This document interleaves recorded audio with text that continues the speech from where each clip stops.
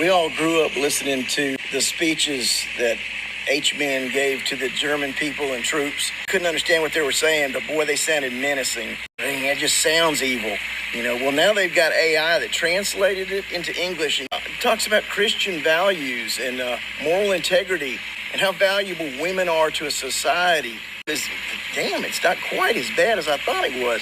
And then it talks about the media being so corrupt. It played a big part in the Germans having their culture stolen from them. Damn, these are things we worry about.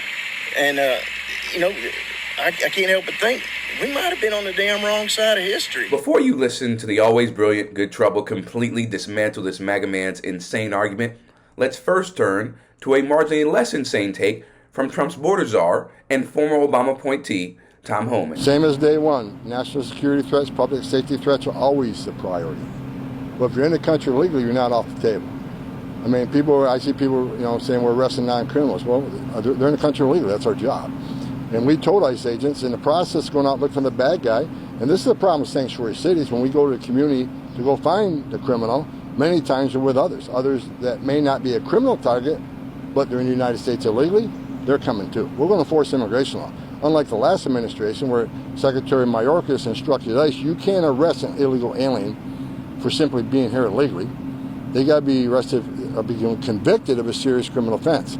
He rewrote the law. That's not what the law says. We're going to force law. That's what the people put President Trump in office to do, and that's what we're doing. Yep, you heard that right. Homan gave the game away and didn't even try to mask the administration's true intentions regarding undocumented immigrants. It was never about just deporting en masse the, quote, bad guys or convicted criminals, but rather about intimidating and inflicting pain, paranoia, and fear into anyone who can be perceived as an undocumented immigrant by law enforcement. Keep that in mind as Good Trouble tears into this Hitler apologist. You hear this dude's words for the first time in English. The same words Donald Trump, the guy in your hat, is parroting to you. They're poisoning the blood of our country. They're vermin. The press is lying to you. We got a lot of work to do. They're poisoning the blood of our country. That's what they've done. They poison mental institutions and prisons all over the world, not just in South America, not just the 3 or 4 countries that we think about, but all over the world. They're coming into our country. Communists, Marxists, fascists, and the radical left thugs that live like vermin. I want you all to know that we are fighting the fake news. It's fake, phony, fake.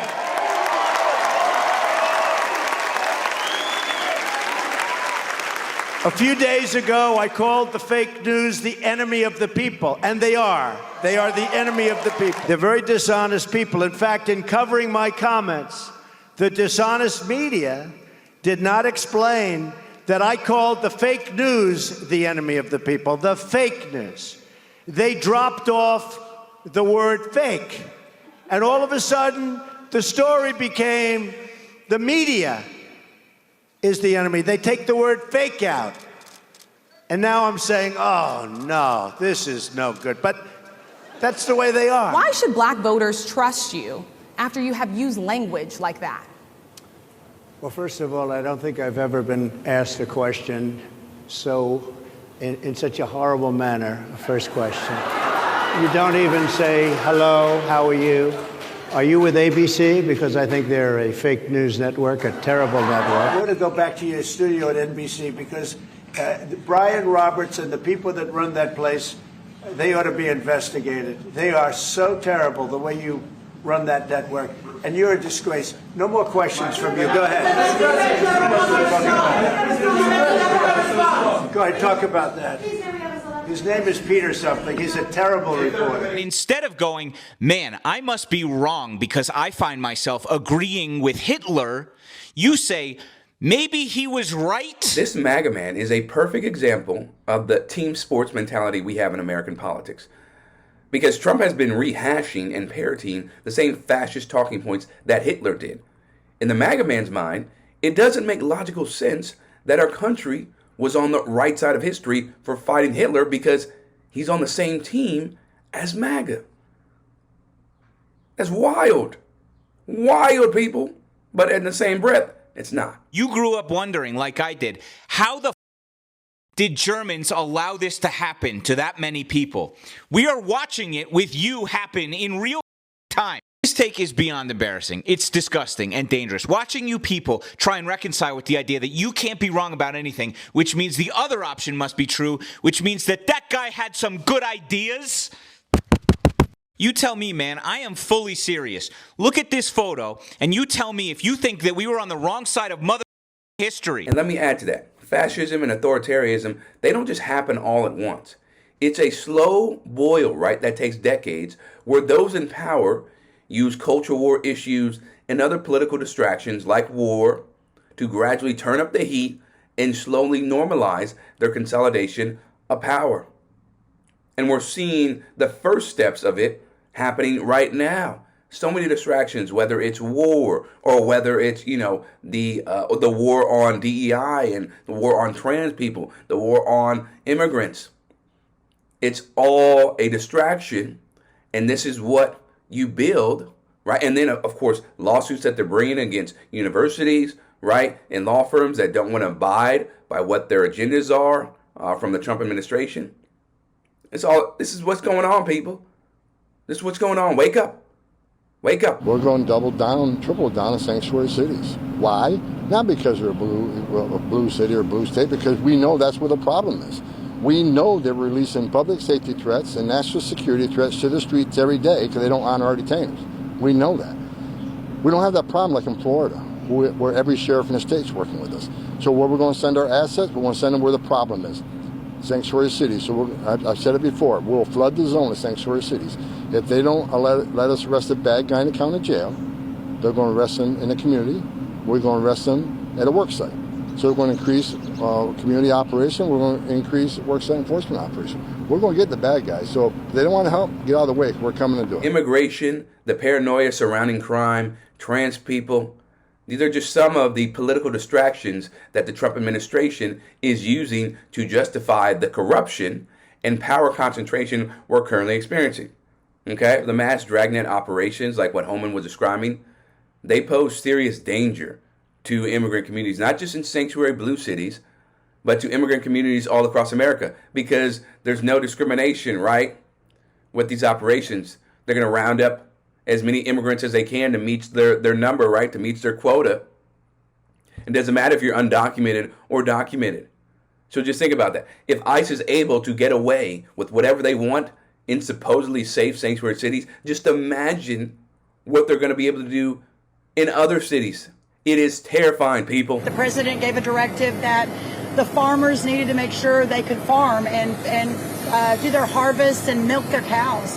So Stephen Miller, myself, the top team in the White House has been working on, including Secretary Noem, including Secretary Chavez-Sherrimer, on the H-2A streamline, the current visa system that allows seasonal workers in.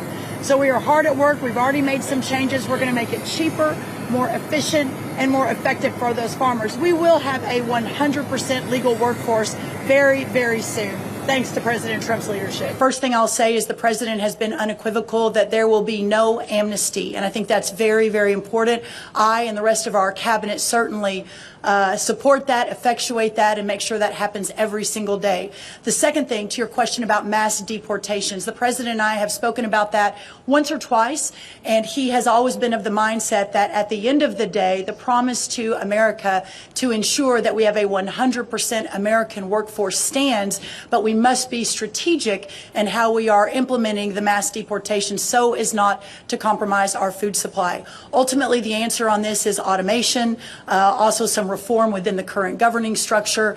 And then also, when you think about, there are 34 million able-bodied adults in our Medicaid program.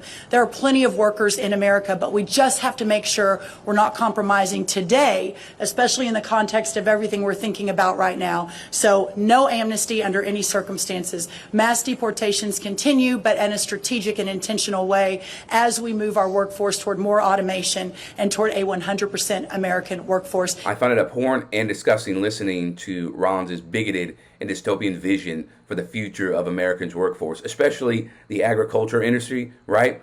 As well as the patently disrespectful suggestion that people losing access to their Medicaid plans should just become farm workers to get back on insurance. Excuse me?